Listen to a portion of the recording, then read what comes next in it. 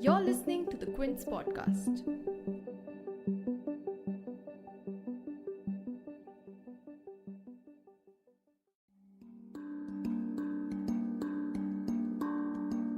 Billed as the last best hope to save humanity, the COP26 summit ended on a bittersweet note after 2 weeks of grueling negotiations and bargaining over language and provisions of the Glasgow Pact. Nearly 200 nations participated in the conference to make progress on slowing down global warming, but it was the last few hours of the conference where a handful of countries changed the entire atmosphere of the summit. A last-minute demand by India, backed by China and other countries, watered down the language in the pact, which called for a quote-unquote phase out of coal. Instead, China demanded that the wording be quote-unquote phase down, and India wanted the pact to only cover quote-unquote inefficient coal. But with no alternative solution other than countries voluntarily agreeing to reduce emissions, where does the world go from here? Was COP26 a success or a failure? Have we made any headway in limiting climate change? Joining me today to discuss the key takeaways of COP26 is environmentalist and climate change expert Chandra Bhushan and senior journalist Namanita Sirkar.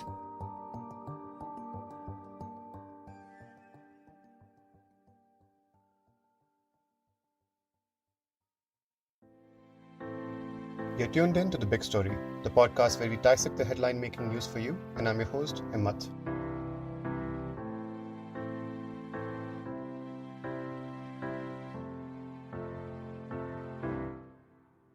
One of the key takeaways from the Glasgow COP26 summit is how laborious and diplomatically challenging it is to get the world to agree on climate change. And this was visible front and center in the closing plenary of the conference on 14 November, where the conference president Alok Sharma could be seen running around from one huddle to another, discussing the last-minute changes demanded by some of the world's largest emitters, India and China. Essentially, India, along with China and a clutch of other countries, forced an amendment to the word quote-unquote phase out of coal and instead replaced it with quote-unquote phase down. They also further watered down the final agreements to read phase down of quote-unquote unabated coal and quote-unquote inefficient fossil fuel subsidies. And according to one Politico report, this was apparently a deal or no deal situation, with the Chinese willing to pull out of the entire conference if the demand was not met, stating quote-unquote we will break the whole thing down. And from the live summit broadcast by UNCCC, one could see the atmosphere change in the room from triumph to dismay. This one-word change was also enough to trigger a wave of statements of condemnation and disappointment from both rich and small island nations. Critiquing the change in the text, Switzerland stated that the word change essentially weakens the pact and makes it harder for the world to reach the 1.5 degrees centigrade target. On behalf of the EIG, we would like to express our profound disappointment that the language that we have agreed on coal and fossil fuel subsidies has been further watered down as a result of an intransparent process. Let us be clear, we do not need to phase down, but to phase out coal and fossil fuel subsidies. We were told in the stocktake meeting that no changes can be adopted to the presented text when we try to close a loophole in the market decision.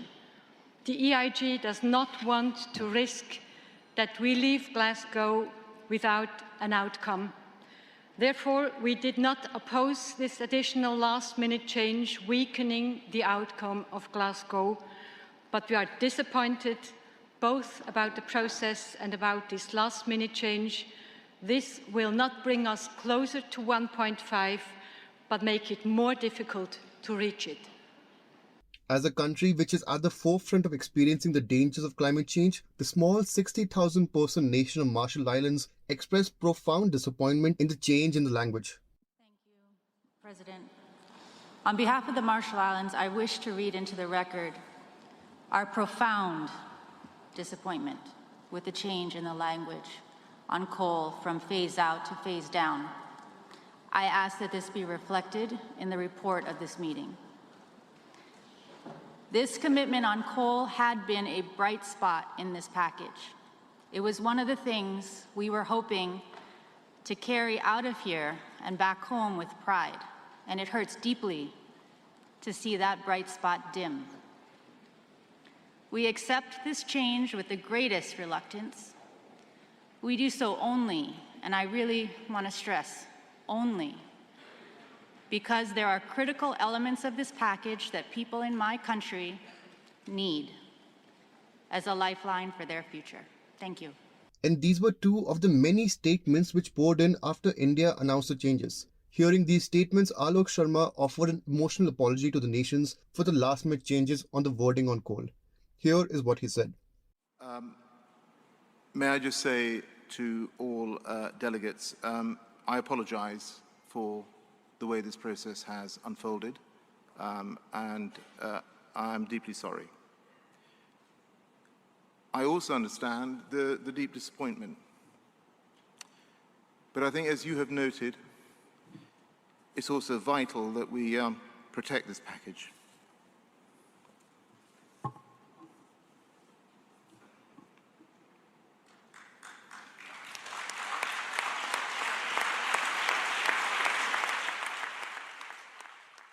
But how significant is the change from phase out to phase down? What difference does that make? We took this question to renowned climate change expert and environmentalist Chandra Bhushan, and according to him, the language isn't the problem, since quote-unquote phasing down is on the way to phasing out. But what was lacking was a timeline to meet these goals. Materially speaking, it was a non-issue. Okay. Phase down is part of phase out, which means that a country will have to first phase down coal use and then ultimately end it, which is phase out. So phase down, phase out is the end of phase down. Okay. The issue is there was no deadline in the text. So without a timeline, whether you write phase down or phase out is immaterial. So I am not sure why India did this, what India gained out of it. So first of all, it is a non-issue on which people are discussing. Without deadline, this differentiation doesn't make a difference, okay, between phase out and phase down. The second issue is this word change had no materiality for India because, again, there is no deadline. So it will, by changing from phase out to phase down, it is not going to affect India's energy trajectory or growth prospect. Okay. And last point is what it actually did was that it maligned India's image. Fact is that China wanted this, US wanted this, and they fired from our shoulder. And we were naive enough to be at the front line, and therefore China, which consumes 50% of world's coal, is likely to get affected the most, sat pretty, and we have got the flack of the world. So it wasn't a good diplomacy in any case. Okay, it was. The issue is not that we got this changed because, as I said, it is immaterial. The issue is how we did it. And should we have been the coal champions rather than China? So China, as I said, benefited out of this, whereas we got the flack. What was also clear from the climate conference was a consensus from all participants that time is running out and that all nations need to do a lot more. When the conference was opened 2 weeks ago by UN Secretary General Antonio Guterres, he said that the goal of limiting temperatures to 1.5 degrees centigrade must be kept alive. While climate activists were quick to brand the summit as a failure, with Greta Thunberg summarizing it as quote-unquote blah blah blah, there were a few significant milestones hit in the summit. Here are the 4 defining pacts achieved in Glasgow. First, mitigation. Countries agreed that to achieve the 1.5 degree target, they must continue to strengthen the 2013 climate action plans and convene every year to re-examine them. This is also the part where they agreed to quote-unquote phase down coal. Second, adaptation.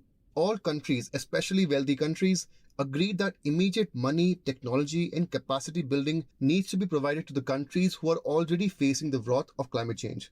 This also includes a recommitment of at least $100 billion every year to support this adaptation. However, it is important to note that this $100 billion commitment has been carried forward year after year since the 2015 Paris Agreement, and so far countries have failed to fulfill this promise. Third is forest. The critical role which forests play to keep warming under control was highlighted, and more than 100 world leaders promise to end and reverse deforestation by 2030. This pledge also includes allocation of $19 billion to meet this goal. And lastly, methane. This was one of the major agreements reached at the conference, with 107 countries pledging to reduce methane emissions by 30% by 2030. However, some of the main emitters like Iran and Russia refused to sign the pledge. But what was pertinently missing, according to senior journalist Nambanita Sarkar, was any pledge or agreements on water security. Now, the Glasgow Climate Pact, which I hope the countries adhere to it, it includes a doubling of money for adaptation by 2025 from the 2019 levels, which is a progress in this area. But don't forget that the $100 billion target is still off track, and it's likely only to be met by 2023. So, that is what is important. Will they maintain that level of funding annually? The other point that is very important which was missing, was the global water crisis. This was missing from the COP26, because climate crisis and I think water crisis, they go hand in hand. And the future climate negotiations can't just ignore increasing water insecurity, as that will be counterproductive. Because don't forget, the impact of climate change on water resources has a tremendous effect on the health and livelihood of societies and poses challenges to humans, nations, whether it's regional or global security.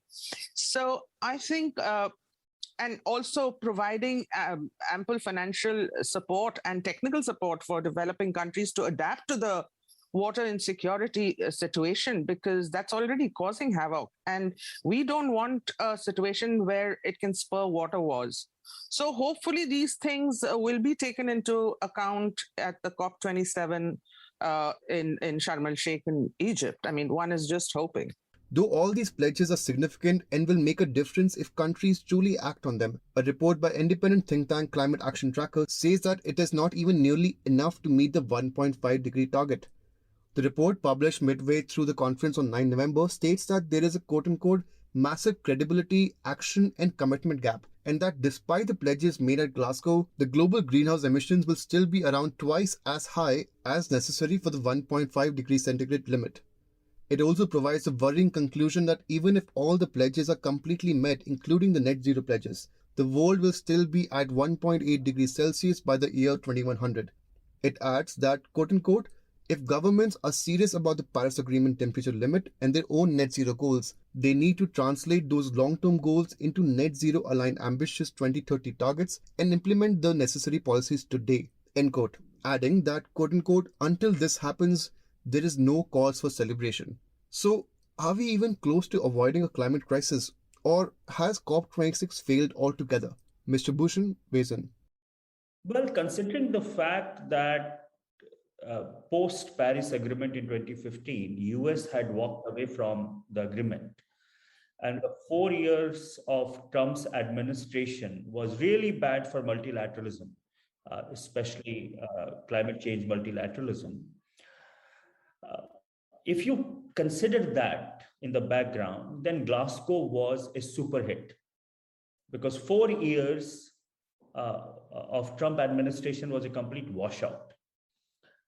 So I think we have to judge in terms of what we had in the last 4 years, and then see what we have achieved at Glasgow. And as I have written about it, that Glasgow did not give everything to everyone, but it certainly gave enough to keep the hope alive, which means it has kept the multilateralism in place. It has both developed and developing countries, crossed the aisles, they compromised to ensure that multilateralism survives. And it did. And there are enough provisions in the decisions which will be operationalized. Some will be difficult, but some can be easily operationalized and achieved. So it is not just hope and text. There are enough decisions in the Glasgow climate deal that will also get operationalized. After 2 weeks of high-profile dialogue, lofty speeches, and last-minute bargaining, It is difficult to state that the world is headed in the right direction. But what is clear is that we have a small window to act to limit any future climate crisis. If you want to read more analysis and feature articles on climate change, head over to the Quint's website. If you liked listening to this episode, please subscribe to The Big Story for episodic updates. We're available on Apple, Google Podcasts, Spotify, JioSaavn, and most of the other popular podcast streaming platforms. For other podcasts, please log on to the Quint website, and for any feedback, please shoot an email to podcast@thequint.com.